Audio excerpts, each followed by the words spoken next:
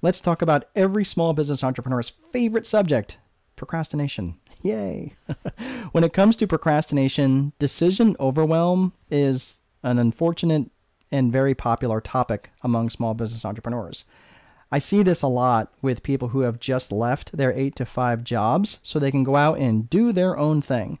And there they are, spending most of their day sitting in front of their computers trying to figure out what that thing is. And often they think their trouble is procrastination, and that is probably true to some extent.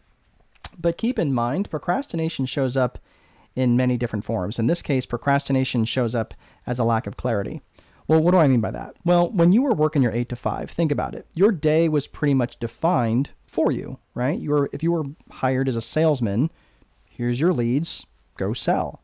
Here's a pile of wood, go build something. Or here's a spreadsheet full of data, go sort it and make sense of it, right? Whatever the job, you were given a set of raw materials of some sort, and you're expected to go do something with it, right? You show up on time, you report back if there's any problems, you show up to the occasional meetings to report to the things that you're doing to the people who care or are paid to pretend to care, and then you defend your job from time to time, and you work just hard enough not to get fired. Sound familiar? Right? So look, maybe you've left the rat race. Good for you. Except now your entire day is filled with a world of possibilities. Instead of your day being dictated by someone else's agenda, it's filled with things that you could be doing if you were only sure of exactly which things you even should be doing. It all seemed so easy to figure out what you should be doing when you had the safety net of a job. But now, it's not so clear, right? As the ideal employee, you got to work on time. As the ideal employee, you did mostly what you were supposed to do. You knew the job better than your manager. Certainly you knew the job better than your bosses. And you worked really hard for them. But now, I don't know, something's different, right? Even getting up and out of bed seems to be a chore. Sitting down in front of your computer seems to be nothing but a time suck, and wandering from one task to the next seems to be an endless exercise of, well, I'll just do this thing because it seems to make sense for the moment. And your entire day goes from one thing to the next with really no point of any of it.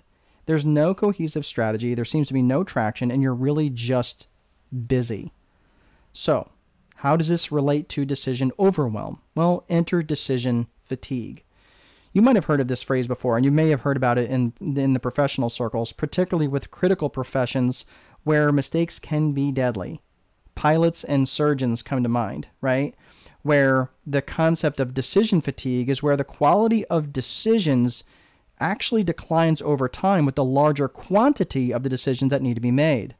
This is often why automation is preferred for low-end decisions, so it doesn't take up the bandwidth for more substantive decisions that need to be made as an individual. It's for this reason we need to be aware of how the erosion of our abilities occurs the more we're tasked to make multiple decisions over and over and over in a given period of time. So the number of decisions we make over a day add up to the daily decision fatigue, which is why we're exhausted at the end of the day, even though we don't feel like we've accomplished very much, which I believe impacts us cumulatively as well. Let me explain how this impacts us cumulatively in an analogy from nature. Look, on any given day, the Earth receives most of its amount of sunlight when? Around noontime, right? But if you think about it, when's the hottest temperature of the day? Well, that doesn't occur until later, maybe around 3 or 4 o'clock. So in nature, this is because it takes time for all the radiation of the sunlight to be absorbed by the ground and then later on turned into heat. This is known as a daily lag. This also occurs in a much longer cycle called a seasonal lag. In North America, for example, there's a day where the Earth receives the most amount of sunlight, which is known as the summer solstice, which occurs on June 21st. But here's the thing, the warmest part of the summer doesn't actually occur until several months later, typically in late August. To my science teachers, see, I was actually paying attention. When it comes to decision fatigue, I think the analogy holds up both on a daily basis and on a seasonal basis. So when we continue to experience decision fatigue on a daily basis, we're left with daily feelings of constantly feeling tired, never feeling like we're getting anywhere, anxiousness, low job satisfactions, and feelings like we're never getting anything actually accomplished. When we experience these daily results over a period of time, we start to experience more seasonal results, which are feelings of overwhelm and chronic stress and the inability to stop thinking about work, creeping dread and the inability to focus, or the tendency to hide in inactivity where you have so many things to do you don't know what to start on first, or just plain exhaustion where you don't even want to get out of bed.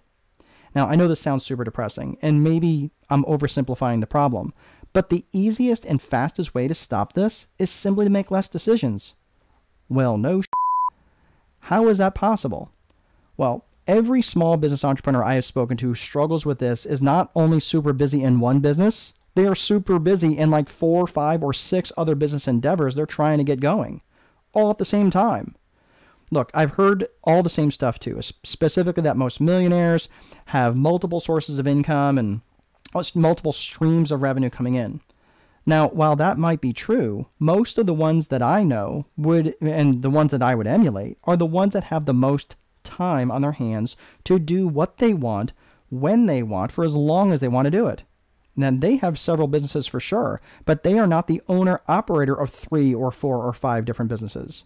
They might be the owner-operator of one, but the other 3 or 4 or 5 that they have staff running those for them, and they simply report back the metrics and the numbers from the operation. My best advice? Well, without knowing your specific situation, that's a little tough to give you a specific answer. I mean, I'm a strategist, but I can't read your mind. But think about it this way. If you're struggling to make ends meet, what is your fastest path to cash? Focus on that. If you're not struggling to make ends meet, but you're struggling with all the symptoms of decision overwhelm, like we talked about earlier, what business can you focus on primarily, to the exclusion of every other endeavor? Pull everything else into neutral. Get that one business up and running and making money. Build one bridge at a time.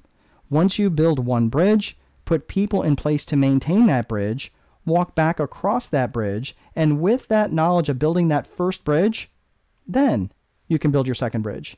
This will take a lot less time because you're not going to be wandering from one bridge to the next, and you're going to be much more focused, not trying to shift your attention back and forth between 3 or 4 different bridges or businesses, none of which are getting your full attention. That's all I have. So if you liked this video and found it to be helpful, first of all, help me out, like it and subscribe to the channel, and then let me know in the comments what businesses you've got going on and which business that you're going to focus on. I'm also going to put some helpful links in the description so you can organize your thoughts around what business you want to be in and to start organizing your activities around the 4 core functions of business. We'll see you next time.